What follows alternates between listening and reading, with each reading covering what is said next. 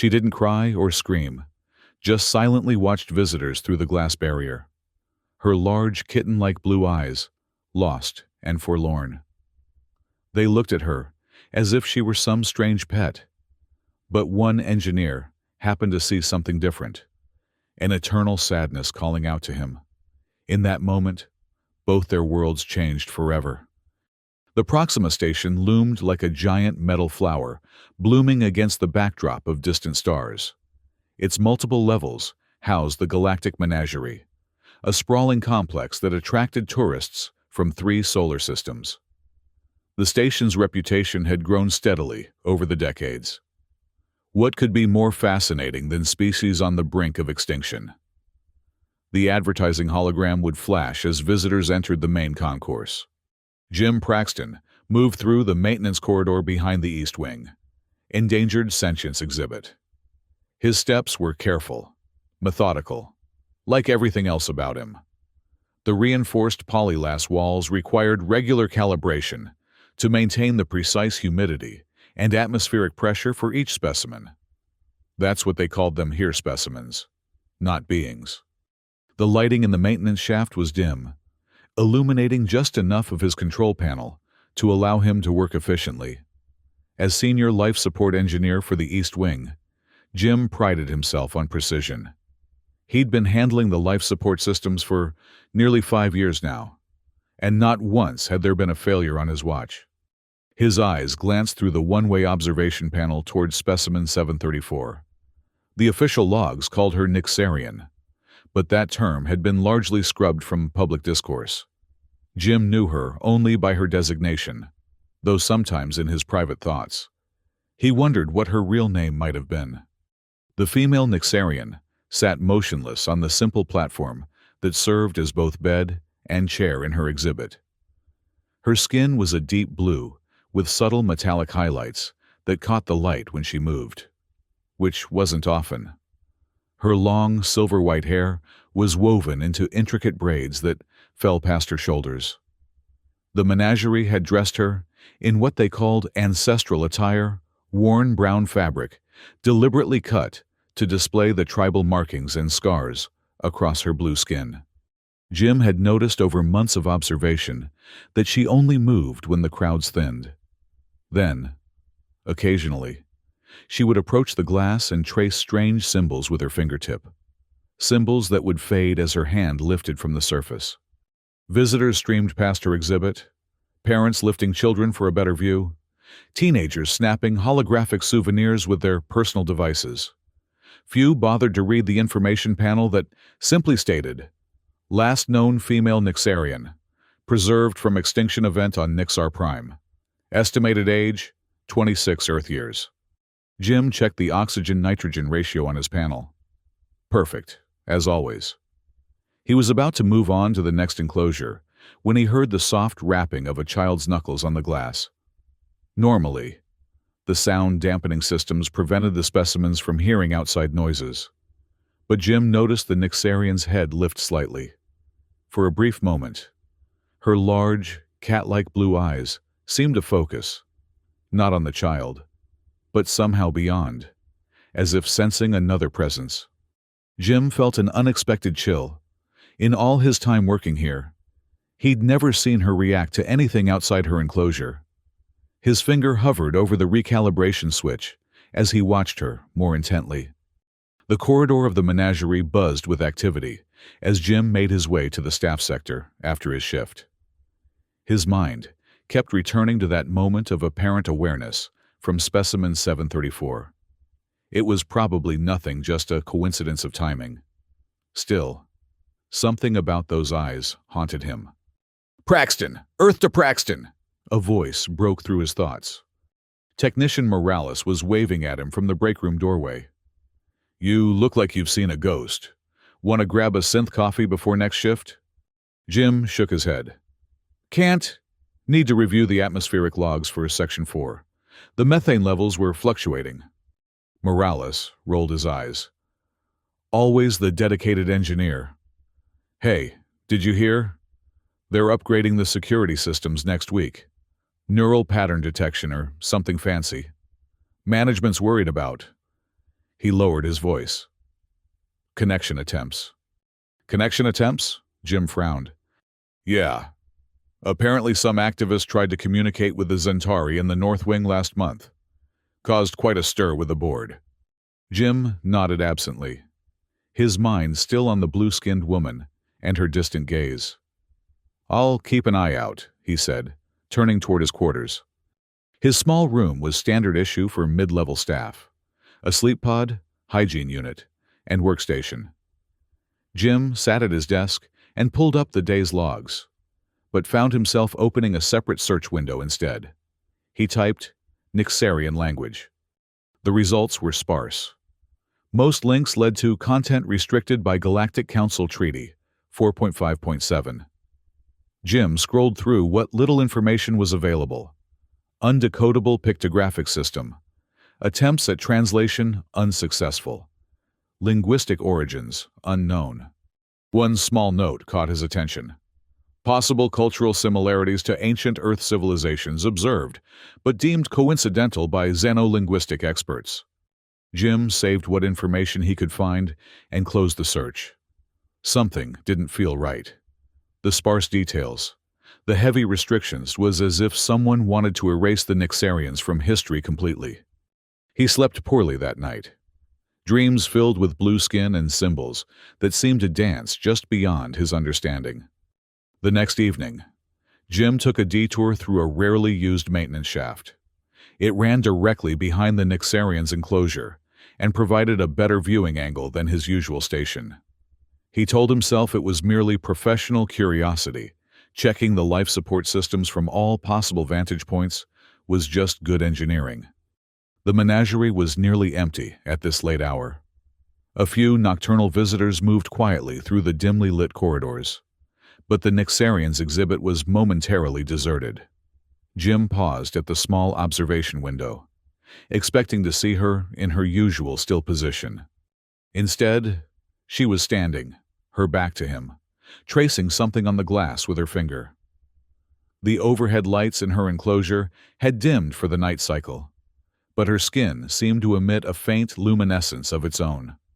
Jim moved closer to the window, as if sensing his presence. The Nixarian suddenly turned.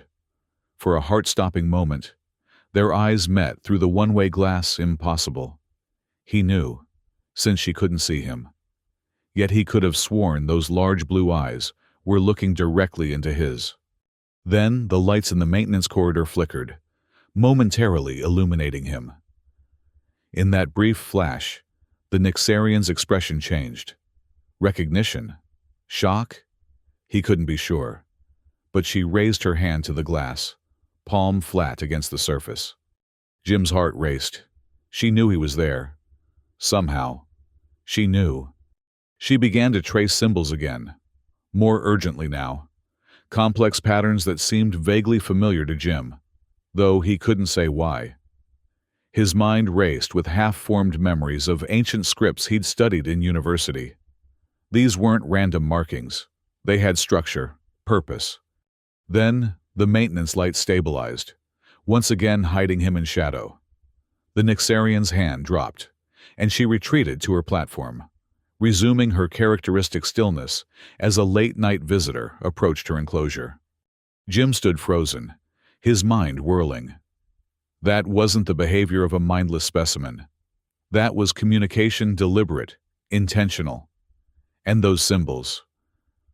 Why did they seem familiar? Like something he'd seen in old Earth historical records. He hurried back to his quarters, hands trembling slightly as he accessed his personal data screen. From memory, he sketched the symbols the Nixarian had traced. Then he began searching Earth's historical linguistic databases. Sumerian, Linear A and B, Proto-Sinaitic. Nothing quite matched. Hours passed as Jim delved deeper into obscure writing systems. Finally, just as station dawn was breaking, he found it. Proto-Elamite script, a 5,000-year-old writing system from ancient Iran that had never been fully deciphered. "How is this possible?" he whispered to the empty room. How could a species from a star system 17 light-years away know a writing system from Earth's ancient past. The implications were staggering. Either the Nyxarians had visited Earth millennia ago, or both humans and Nyxarians shared some common ancestry or influence. Either way, this knowledge would upend galactic understanding of human origins. But if that were true, why was all information about Nyxarians so heavily restricted? Why label the last of their kind with just a number and display her like an exotic pet? Jim closed his eyes, trying to make sense of it all. The menagerie wasn't just a conservation facility, it was a prison. And Specimen 734 no. He couldn't think of her that way anymore. The Nyxarian woman was being deliberately isolated, prevented from communicating something important. His next shift couldn't come soon enough. Jim approached his workstation with forced casualness, nodding to colleagues as he passed. Inside, his mind raced with questions and half-formed theories. He needed more information, and he needed to somehow let the Nyxarian know he was aware of her. The opportunity came during a routine inspection of her enclosure's ventilation system. Jim positioned himself at the access panel directly behind the glass wall of her habitat. Through the small maintenance window, he could see her sitting cross-legged on the floor, drawing patterns in a small patch of sand that formed part of her enclosure's design. The patterns matched what he'd identified as proto-Elamite script. Taking a risk, Jim gently tapped the inner wall of the maintenance shaft, not the glass itself, but close enough that the vibration might carry. The Nyxarian's head turned slightly, her posture suddenly alert. She rose gracefully and approached the wall near where Jim stood hidden. Her large blue eyes seemed to search the seemingly solid wall, head tilted as if listening. Then, deliberately, she placed her palm against the glass. Jim's heart pounded. He mirrored her gesture from his side of the wall, knowing she couldn't see him, but hoping she could somehow sense his presence. For several breathless seconds, they remained that way, separated by mere centimeters of polyglass, yet divided by worlds of difference. Then the Nyxarian began to trace symbols again, slowly and deliberately, as if teaching a child. Jim committed each symbol to memory. When she finished, she stepped back, waiting. He needed to respond somehow, to let her know he understood. On impulse, he took out his calibration tool and carefully tapped the rhythm of the symbols against the metal frame of the access panel. The Nyxarian's face transformed. A smile, the first he'd ever seen from her, briefly illuminated her features, before she quickly composed herself as a group of visitors approached her enclosure. That night in his quarters, Jim could barely contain his excitement and fear. He had established contact with her. Now what? He needed to learn more about the Nyxarians and why they were being kept isolated. Using his engineering credentials, Jim accessed a rarely used technical station in a quiet corner of the maintenance level. From there, he could search the menagerie's secure files without triggering the main system's surveillance protocols. He entered Specimen 734 and waited as the system processed his request. What appeared made his blood run cold. Controlled extinction event on Nyxar Prime. Authorized by Galactic Council Directive 87.3A. The file was heavily redacted, but certain phrases stood out with terrible clarity. Subject exhibits dangerous knowledge. Recommend memory suppression before public display. Jim scrolled further, finding references to knowledge contamination prevention protocols and previous incidents. Subject's awakening caused systemic disruption. This wasn't a natural extinction. The Nyxarians had been deliberately wiped out. But why? What knowledge could be so dangerous that an entire species needed to be eliminated? And why keep one alive as a specimen if they were so dangerous? The file mentioned something called Cedar Protocols and Timeline Divergence Prevention, but offered no explanation of these terms. Jim was about to dig deeper when a notification flashed across his screen. Security Upgrade Implementation, Neural Pattern Detection Systems, to be installed in all sentient exhibits within 72 hours. His time was running out. If these new systems could detect neural patterns, they might identify any attempt at communication between him and the Nixarian. He needed to act quickly. Over the next day, Jim gathered supplies.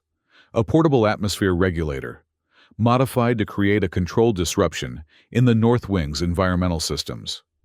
A small vibration communicator he fashioned from spare parts that could transmit sound through the polylass, and a maintenance override key he'd forgotten to return after his last emergency call. He chose the night shift for his plan. The menagerie would be at minimal staffing, and the security upgrades were scheduled to begin in the North Wing first thing in the morning. At 01 Ur station time, Jim slipped into the environmental control room for the North Wing. He placed his modified regulator into the central vent system and set it to gradually increase methane levels, not enough to harm any specimens, but sufficient to trigger alarms and draw security attention. As expected, within minutes, alarms blared throughout the menagerie. Security personnel rushed toward the North Wing, emergency protocols activating automatically. Jim moved quickly through the deserted corridors of the East Wing, reaching the maintenance access behind the Nixarian's enclosure. Using his override key, he unlocked the service panel and slipped inside the narrow space between the outer wall and the polylass barrier. He activated his vibration communicator and pressed it against the glass. "Can you hear me?" he whispered. The Nixarian, who had been standing alert since the alarms began, turned sharply toward the sound. She approached the glass, eyes wide with disbelief. "Yes," came the reply, her voice musical and slightly accented. "Who are you?" "Jim Praxton.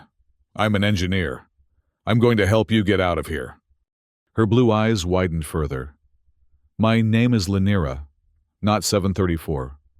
She placed her hand against the glass. "Why would you risk yourself for me?" "Because they're lying about your people. About what happened to them." Jim worked as he spoke, calibrating his tools to release the maintenance hatch. "And because no sentient being should be kept like this." "You've seen the symbols," Lanira said. "You understand their importance?" "I recognize them as similar to an ancient Earth script, but I don't know what they mean." The polylass panel vibrated slightly as Jim activated the final release sequence. "Step back," he warned. The transparent wall slid open just enough to create a narrow gap. Lanira hesitated only a moment before slipping through into the maintenance space, her movements fluid and silent. In the flashing emergency lights, they stood face to face for the first time. She was shorter than Jim had imagined, the top of her head reaching just to his shoulder. Up close, the metallic shimmer of her blue skin was more pronounced, and her eyes even more startlingly bright. Without thinking, Jim reached out, his fingers brushing against her arm. The touch sent an electric current through him, not physical electricity, but something deeper, more primal, a recognition that transcended species. Lanira felt it too. Her breath caught, and for a moment, they simply stared at each other, overwhelmed by the intensity of their connection. Then, with the alarms still blaring in the distance, she leaned forward and pressed her lips briefly to his, a fleeting kiss that seemed to awaken memories buried deep in his DNA. "We must hurry," she whispered, pulling back. "They will discover I'm gone soon." Jim led her through the narrow maintenance tunnels, avoiding the main corridors where security drones would be patrolling. Their destination was the waste reclamation dock, where automated shuttles collected the station's refuse for disposal at a processing facility several thousand kilometers away. "The shuttles are basic, just enough life support for the journey," Jim explained as they crept along. "But they're not monitored closely. We can hide in the cargo hold until we reach the processing station." They reached the loading dock just as a shuttle was being prepared for departure. Jim pulled Lanira behind a stack of waste containers as a drone passed by, its sensors sweeping the area. "Now," he whispered when the drone had moved on. They darted across the open space and into the shuttle's dimly lit cargo hold. Jim quickly sealed the hatch behind them, then led Lanira deeper into the hold, behind several large containers filled with compacted waste. "It smells terrible," Lanira said, a hint of amusement in her voice despite their desperate situation. "Sorry about that. Not exactly first-class accommodation." They settled into a small space between containers. Lanira's body pressed close to Jim's in the confined area. Her skin emitted a faint glow in the emergency lighting, casting blue shadows across their hiding place. "We have about 15 minutes before the shuttle launches," Jim said. "Tell me about the symbols. What do they mean?"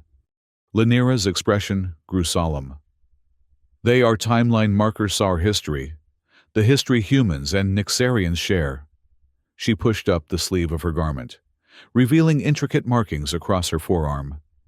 "These symbols tell the story of how we were once one people, separated by beings called the Cedars." "Cedars?" Jim frowned. "I saw that term in the menagerie files." "The Cedars are an ancient civilization, far more advanced than either humans or Nixarians. Long ago, they split our ancestral species into two branches and seeded us on different worlds, creating parallel evolutionary paths." "But why?" "To preserve multiple timeline options. The Cedars believe in maintaining diverse evolutionary paths as a safeguard against cosmic extinction events." Lanira traced one of the symbols on her arm. "This knowledge was preserved in our genetic memory, passed down through generations. On Nixar, we remembered. On Earth, you forgot." The shuttle rumbled to life around them, the engines engaging for departure. "Is that why the menagerie, why someone would want to eliminate your people? To keep this knowledge hidden?" Lanira nodded gravely. "The Vaxians who run the menagerie serve as timeline guardians for the Cedars.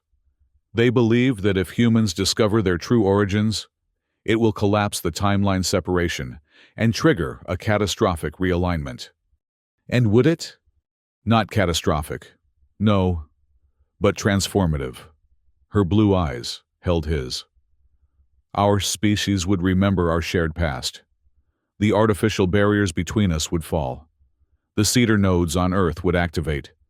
"Cedar nodes on Earth?" "Ancient structures, built as connection points between our worlds. Your people call one of them the Great Pyramid of Giza." Jim's mind reeled with this information as the shuttle detached from the station with a slight jolt. They were now in space, on their way to the processing facility. "So what do we do now? Where can we go that's safe?"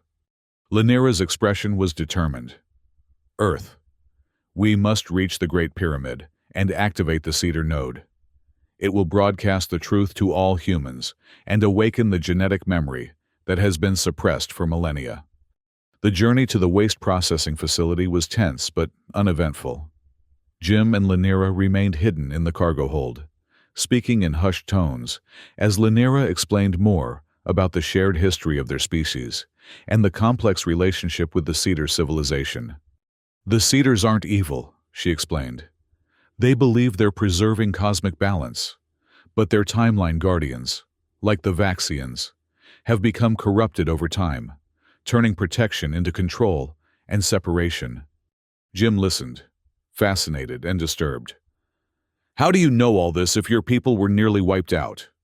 "I was a memory keeper trained from childhood to preserve our history and genetic knowledge. When the extinction event began, our elders placed me and others like me in stasis pods, hoping some would survive to carry our truth forward." Her voice grew softer. "I was the only one recovered intact. The others—" Jim reached for her hand in the darkness, squeezing it gently. "I'm sorry. The Vaxians found me and realized what I was. They kept me alive as a specimen, but isolated, prevented from sharing what I know." A bitter smile crossed her face. "They didn't realize that isolation wouldn't stop the knowledge from seeking its counterpart. Our shared genetic memory has been calling out to humans for millennia through dreams, art, intuition." "Is that why I felt I recognized your symbols? Why I felt drawn to you?" Lanira turned to face him, her eyes luminous in the dim light. "Yes, the connection between our species cannot be completely severed. Something in you recognized something in me at a level deeper than conscious thought. The shuttle's engines changed pitch, signaling their approach to the processing facility. Jim tensed. We'll need to move quickly once we dock. The facility is automated, but there will be maintenance workers. Their plan was to sneak out during the offloading process and find a transport vessel they could commandeer. The processing facility serviced multiple stations and outposts, so there would be shuttles coming and going regularly. As the docking procedure began, however, an unexpected announcement echoed through the shuttle's communication system. Emergency protocol engaged. Unscheduled course correction by Menagerie Central Control. Returning to station for security inspection. Jim's heart sank. They've discovered you're missing. Lanira's face hardened with determination. We need to take control of this shuttle. I'm not a pilot, Jim protested. Neither am I, but I understand Cedar technology, which forms the basis for your navigational systems. Show me the control panel. Jim led her to the shuttle's small cockpit. The vessel was designed for minimal crew intervention, but had manual override capabilities for emergency situations. Jim accessed the panel using his engineering codes. The shuttle shuddered as its automated systems fought against their interference. Warning lights flashed across the console. They're trying to force a course change remotely, Jim said, frantically working to maintain control. Lanira studied the symbols on the screen, then began drawing Cedar glyphs on the digital interface with her finger. To Jim's amazement, the system responded, the warning lights dimming. How did you do that? Your technology is built on Cedar foundations, though most humans don't realize it. These command sequences are embedded in the base code. She continued tracing symbols, her movements precise and confident. I'm setting a course for Earth, but bypassing normal traffic routes. The shuttle lurched, then stabilized as it accepted the new commands. Jim watched in awe as Lanira essentially spoke to the machine in a language it recognized at its deepest level. We've broken free of their override, she announced, but they'll send pursuit vessels once they realize what's happened. For 3 days, they journeyed toward Earth, constantly adjusting their course to avoid detection. The shuttle wasn't designed for long-distance travel or sustained life support, so they had to manage resources carefully. During the quiet hours of their journey, in the confined space of the small shuttle, their connection deepened. Lanira taught Jim more about the symbols and the history they represented. In turn, he shared stories of Earth and his own life. On the second night, as they huddled together for warmth in the cooling shuttle, Lanira revealed a Nixarian tradition. Among my people, when two souls recognize each other across the divide, they perform the bonding ritual. She traced a symbol on the air between them. We share our markings, creating a temporary masking of identity. It would help conceal you from Vaxian scanners if we reach Earth and they're searching for us. In the dim blue light cast by her skin, she carefully drew symbols on Jim's forearms and across his chest, explaining each one's meaning: unity, memory, courage, truth. The touch of her fingers against his skin sent waves of warmth through his body, awakening sensations both new and strangely familiar. When she finished, Jim felt different, not physically altered, but as if something dormant within him had been activated. Your turn, Lanira whispered, guiding his fingers to the special ink she had created from minerals in the shuttle. Draw what feels right. Jim's hand moved almost of its own accord, tracing patterns that seemed to emerge from deep memory rather than conscious thought. As he worked, Lanira's breathing deepened, her eyes half closed in a state approaching trance. When he finished, they held each other in silence, the shared symbols glowing faintly on their skin, a bridge between their species and a testament to the bond forming between them. We'll reach Earth tomorrow, Lanira said finally. The node must be activated before the Vaxians can stop us. Their approach to Earth was tense. Jim had to override multiple security protocols to force an emergency landing sequence. They aimed for a remote area near Giza, knowing that a waste reclamation shuttle landing in Egypt would trigger alerts. but hoping to gain enough time to reach the pyramid before authorities responded. The shuttle shuddered violently as it entered Earth's atmosphere, systems blaring warnings about the unorthodox entry angle and velocity. Jim fought to maintain control, while Lanira continued to trace Cedar commands on the interface, soothing the rebellious systems. "Brace yourself," Jim warned as the ground approached rapidly. "This won't be smooth." The shuttle hit the desert sand with a bone-jarring impact, skidding several hundred meters before coming to rest in a cloud of dust. Alarms blared throughout the small vessel, but miraculously, the hull remained intact. "We need to move quickly," Lanira said, already unfastening her restraints. "The landing will have been detected." They gathered what supplies they could water, a first aid kit, and the activation device Lanira had crafted during their journey from parts of the shuttle's communication system. Then, they forced open the emergency hatch and stepped out into the scorching Egyptian heat. The Great Pyramid loomed in the distance, shimmering in the midday sun. They began trudging through the sand, the symbols on their skin tingling with increasing intensity as they approached the ancient structure.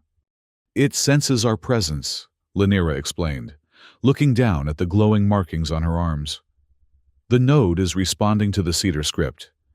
They had covered perhaps half the distance when the sound of engines cut through the desert air. Jim looked up to see a sleek black vessel descending rapidly toward them.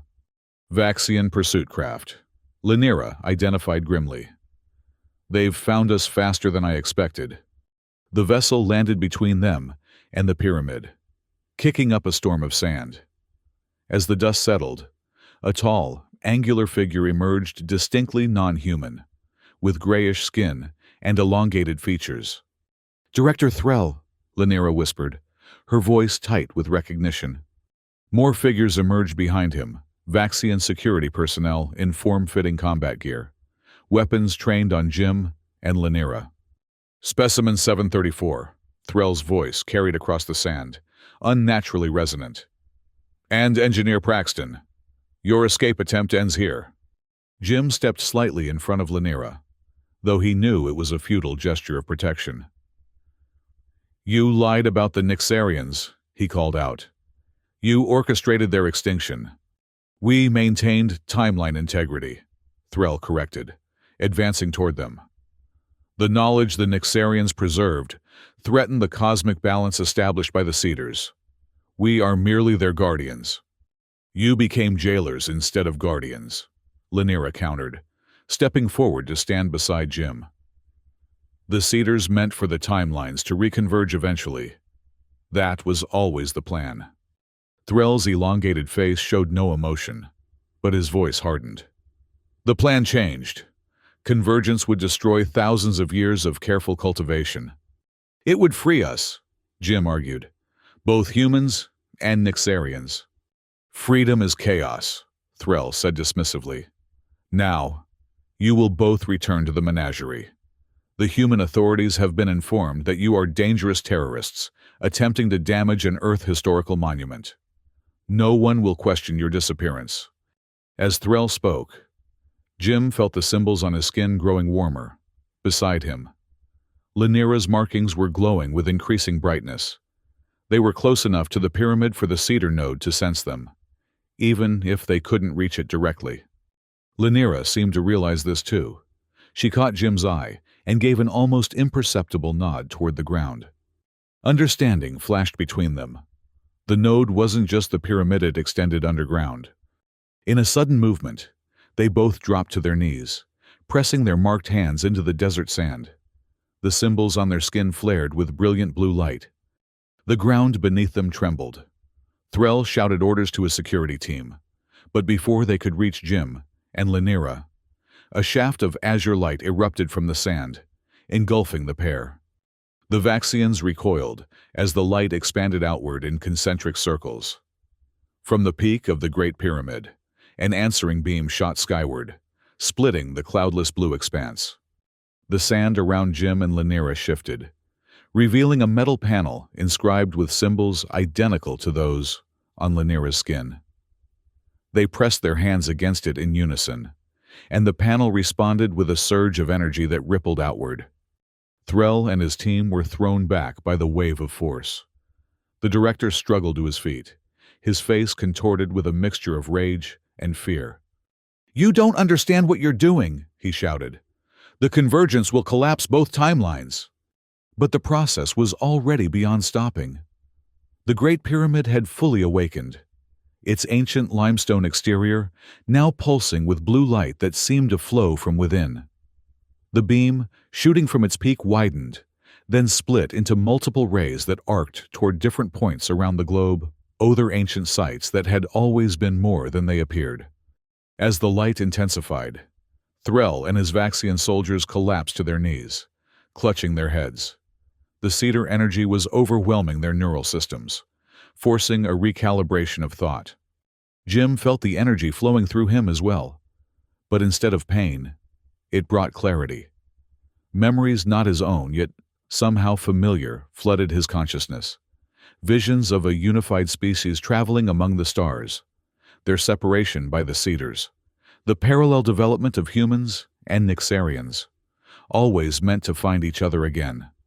Beside him, Lanira stood with arms outstretched, her face illuminated by the blue glow that now emanated from within her as much as from the awakened cedar node. She was speaking in a language Jim had never heard, yet somehow understood, the original tongue of their shared ancestors. Across the planet, the awakening spread. From Stonehenge to Machu Picchu, from Angkor Wat to Easter Island, ancient structures revealed their true nature as cedar nodes, broadcasting the suppressed genetic memory to humanity. In cities worldwide, people stopped in their tracks as inherited memories surfaced in their consciousness, knowledge of their cosmic origins, and their connection to the nearly extinct Nyxarians. The artificial division between species began to dissolve as humans recognized their stellar siblings. At the Great Pyramid, the intensity of the energy finally began to subside. Jim helped Lanira to her feet as the blue light retreated into more sustainable patterns within the ancient structure. Threll remained kneeling in the sand, his proud posture broken. The other Vaxians had fallen unconscious, overwhelmed by the forced enlightenment. "What happens to them?" Jim asked, nodding toward the fallen guardians. "They'll remember their true purpose," Lanira explained. "The Cedars never intended permanent separation or extinction. The Vaxians lost their way, believing they knew better than those who appointed them." Threll looked up, his eyes now clear of their former zealotry. "We were meant to guide, not control," he said hoarsely. "We became what we were supposed to prevent manipulators of destiny." In the distance, the sounds of approaching vehicles and aircraft signaled the arrival of human authorities. But they would be arriving with new understanding, their perceptions forever altered by the awakening of their genetic memory. "It's time to tell our story," Lanira said, taking Jim's hand. "The full story, at last." In the days that followed, Earth experienced the most profound transformation in human history. The activation of the cedar nodes had unleashed not just memory, but a wave of technological understanding as humans accessed knowledge embedded in their DNA for millennia. Government leaders, initially thrown into chaos by the revelations, gradually adapted to the new reality.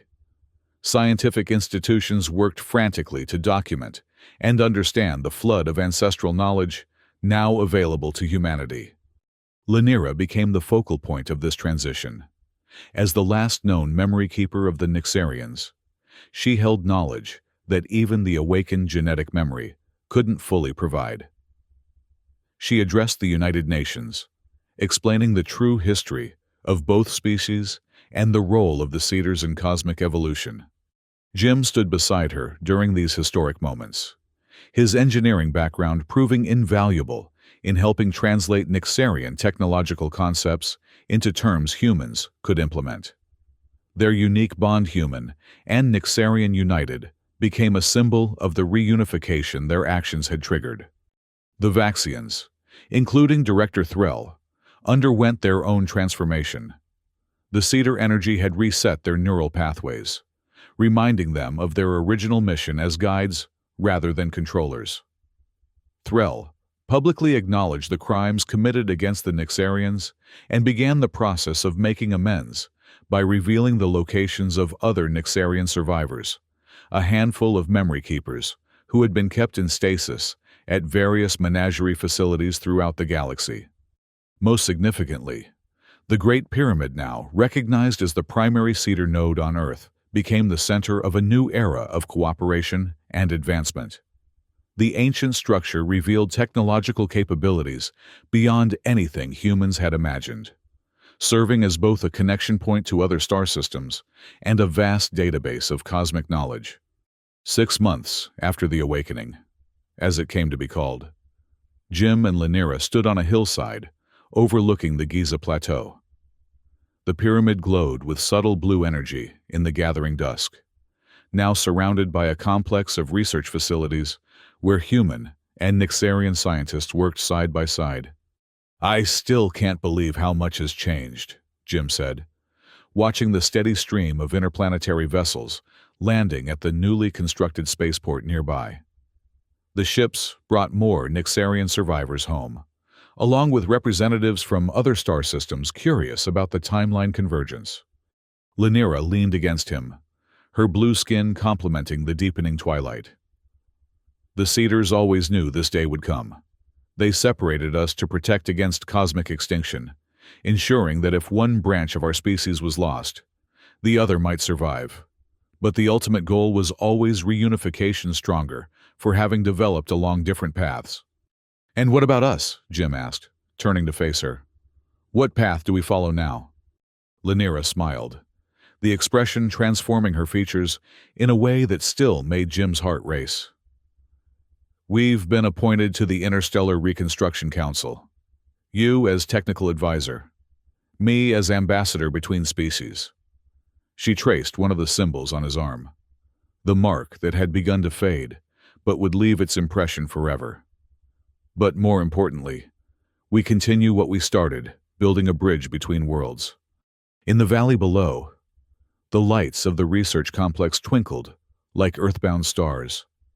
Humans and Nixarians moved through the facilities, their shadows occasionally visible against the illuminated windows. Already, their combined knowledge had yielded breakthroughs in medicine, energy production, and space travel. "The first joint human-Nixarian deep space vessel launches next month," Jim noted. "They're calling it Convergence." "An appropriate name," Lynira agreed. "It's just the beginning of what we'll achieve together." As darkness fell completely, the blue glow of the pyramid intensified, sending its beams skyward once more, not in the powerful burst of the awakening, but in a steady pulse that served as both beacon and reminder. The light reflected in Lynira's eyes as she took Jim's hand, their fingers intertwining as naturally as if they'd been designed for each other. Which, in a way, they had been. "Love and memory," Lynira whispered, "the two things that can never truly be erased." Jim smiled as he gazed up at the night sky, now filled with possibility rather than distance. The stars no longer represented an insurmountable void between worlds, but a roadmap leading home to a future where humanity and Nixarians would walk together again, as they were always meant to do. Across the globe, the other cedar nodes pulsed in synchronized harmony, their ancient stones singing with renewed purpose. And in the hearts and minds of two reunited species, a shared history blossomed into a shared destiny, one that would carry them back to the stars, not as strangers, but as family finally remembered.